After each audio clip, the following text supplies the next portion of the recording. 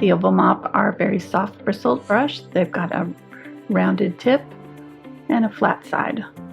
They're very full brush and they're meant to be used dry. I'm going to use another brush to put some paint on my canvas or paper, and it helps if you keep your paints wet. So I'm going to spray with water and keep a fine mister or airbrush handy to be able to spray while I'm working, or you can use a retarder in your paint.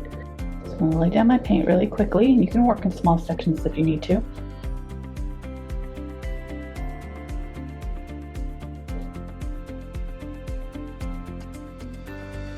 Spray again, and you want to use a mister that's got very fine mist, otherwise you'll get big round splotches. So there's my blue layer. We're just going to do a sunny blue sky with some white clouds. I like to keep the bottom of my clouds sort of flat. You can kind of see, looking up in the sky, that the clouds.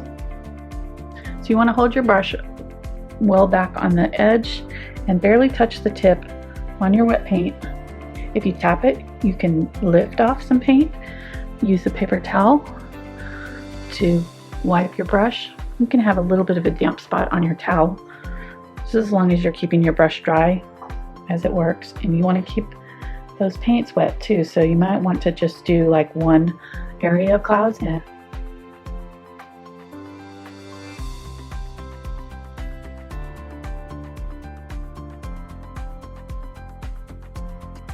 Now that that's dry, we're going to do another layer.